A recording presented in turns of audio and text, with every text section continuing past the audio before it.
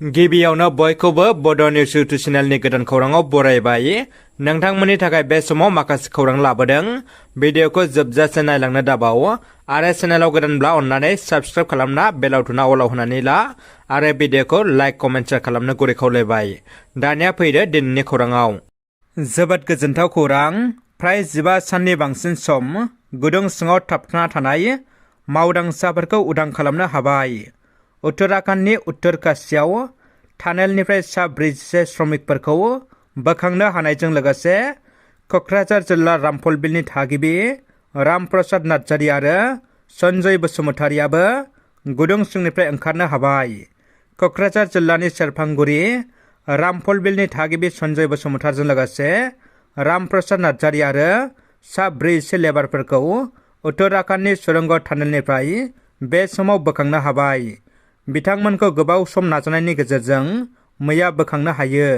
गासिबो बोखांनो हानाय मावदांसाफोरखौ देहा फाहामथायनि थाखाय गंसे देहा फाहामसालि एम्बुलेन्सजों लांनाय जाबाय।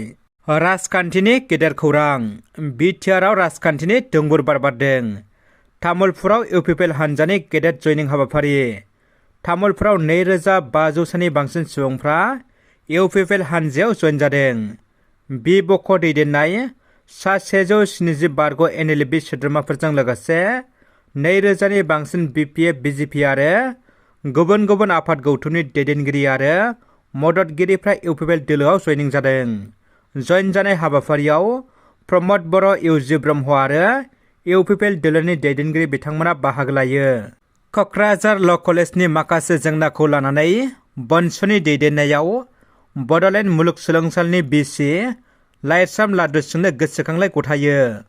बनसु आरो क'क्राझार आयेन फरायसालिमानि फरायसा गौथुमा बड'लेण्ड इउनिभार्सिटिनि vice chancellor professor Laishram Ladu गोसोखांलाय गथायदों। बड'लेण्ड मुलुगसोलोंसालियाव आयेन सोलोंथाइनि थाखाय जेबो सुबिदा गैया। बेनिखायनो आयेननि सोलोंथाइखौ थाबैनो सरजाबनो आरो क'क्राझार आयेन फरायसालिमाखौ गौहाटी मुलुगसोलोंसालिनिफ्राय बड'लेण्ड मुलुगसोलोंसालियाव लाबोनांगौनि दाबिजों बनसु आरो क'क्राझार आयेन फरायसालिमानि फरायसा गौथुमा गोसोखां बिलाइ गथायदों। सिडली बियाबनि एमएलए जयन्त बसुमतारीया कमिउनिटि हल गायसननो थाखाय अन्थाइ खाम्फा बेखेवदों। रुनिकाटा ओनसोलनि थाखाय गोजोनथाव खौरां। दिनै एमएलए जयन्त बसुमतारीया गावनि बियाबनि रुनिकाटा गोजौसिन गेजेर फरायसालि साखाथिनि फोथाराव director of tribal affairs plain आसामनिफ्राय हरनाय 1 कौटि रांजों लुफुंनो गोनां कमिउनिटि हलनि अन्थाइ खाम्फा गायसनदों। मख'जाथावदि बे कमिउनिटि हलनि गेजेरजों रुनिकाटा गोजौसिन गेजेर फरायसालि आरो रुनिकाटा ओनसोलनि रायजो राजाफ्राबो माबाफोर हाबाफारिफोर लायोब्ला बाहायनो हागोन होनना फोरमायो एमएलए जयन्त बसुमतारीया। जोबोद गोजोनथाव खौरां। रुबुं दैमारिया ISL team North East United एफसिनि जानानै आन्डार 15 गेलेनो सायख'जाबाय। गोबां नाजानायनि गेजेरजों बर'नि सासे हाथरखि जानो थांगासिनो रुबुं दैमारिया। उदालगुरि जिल्ला 1 नं बालिस्ता गामिनि महरसा दैमारिनि आंगो फिसाला रुबुं दैमारिया बे समाव नर्थ इस्ट इउनाइटेड एफसिजों गेलेनो खाबु मोनबाय। बिथांनि बेफोरबायदि गेलेनायनि गेजेरजों जौगानो हानायखौ लानानै गामिनि रायजो राजाया गोजोननाय बावहरदों। खौसेथि बर' सुबुं गौथुमनि बाख्नायथाव खामानि। सराइदेवनि बर' राव रोङै बर' सुबुंफोरखौ बर' राव फोरोंनो थाखाय बर' राव सोलोंनायनि थावनि बेखेवदों इउबिपिएफ आफादा। दिनै इउबिपिएफ थामहिनबा खौसेथि बर' सुबुं गौथुम आफादा सराइदेव जिल्लानि सिङाव थानाय जाला बिटिजान ओनसोलनि बाथौ थानसालि नब्लाङाव बर' राव सोलोंनायनि थावनि बेखेवना होदों। मख'जाथावदि सराइदेव जिल्लायाव गोबां बोसोरनिफ्रायनो रायजो जाबोनाय बर' सुबुंफ्रा दिनैसिम बर' राव रायज्लायनो रोङा। गुबुन हारिनि गेजेराव रायजो जाबोनानै गावनि बर' राव हारिमु धोरोम थुनलाइनिफ्राय गोजानाव थाबोनांनाय सराइदेवनि बर' रायजो राजाफोरखौ दासान्दि बर'नि राव धोरोम हारिमु थुनलाइनि फारसे गोसो बोनायखौ नुनो मोननाय जादों। बेखौ नोजोर बोनानै खौसेथि बर' सुबुं गौथुम थामहिनबा इउबिपिएफ आफादा दिनै सराइदेव जिल्लानि जाला बिटिजान ओनसोलाव बर' राव सोलोंनायनि थावनि बेखेवना होदों। दिनै सराइदेवआव बर' राव सोलोंनायनि थावनिखौ बेखेवनानै होयो खौसेथि बर' सुबुं गौथुमनि आफादगिरि डक्टर गाम्बारु मोसाहारि बिथाङा। दिनैनि बर' राव सोलोंनाय थावनि बेखेवनाय हाबाफारियाव इउबिपिएफनि मिरुनि जिल्लानि दैदेनगिरिफोर आरो गुबुन गुबुन गौथुमनि दैदेनगिरि रायजो राजाफ्रा बाहागो लायो। मख'जाथावदि सराइदेवनि बर' राव रोङै सुबुंफोरखौ बर' राव फोरोंनो थाखाय ओनसोलनिनो सासे गोख्रों बर' राव गोरों आइजो मुर्सिमा अनिता स्वर्गियारिखौ फोरोंगिरि महरै सायख'नाय जायो। बिटिआर गोरोबथा दफानि सायाव खुगा बेखेवदों एबसुआ। गोरोबथानि दफाफ्रा मावफुंजानायाव दिनबाव जालांदों। गोरोबथा खालामनायनि उनाव भारत सोरखारखौ गोख्रों मावनाय नुनो मोनाखै। रायजो सोरखारा माखासे खामानिखौ मावदोंब्लाबो गोबांथार गोनांथार दफाफोरखौ मावफुङाखै। बिटिआर गोरोबथानि गेजेरजों मोननो गोनां university, medical college, sports university, industries बायदिफ्रा दासिमबो लाथिख'।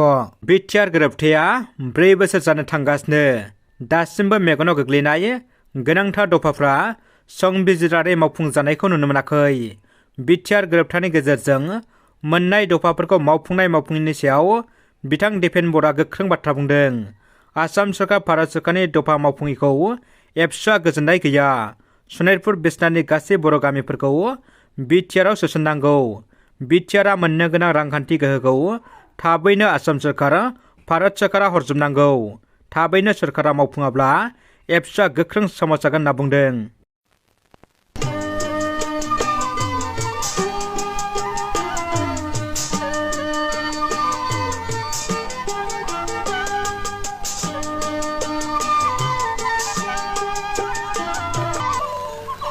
हाखौ नों मोनहैया जागोन दागि।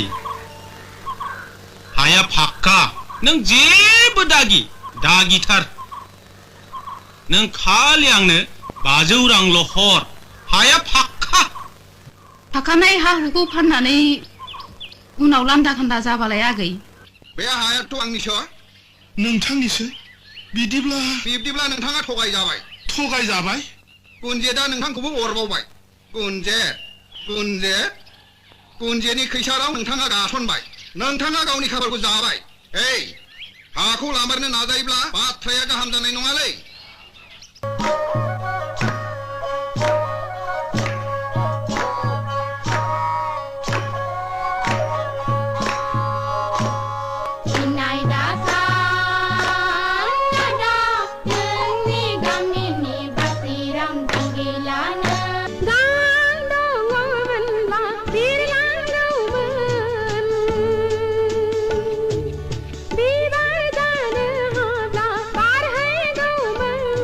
नों आंखौ होखारामोनब्ला आं दिनै बेबायदि जानो हानाय नङामोन।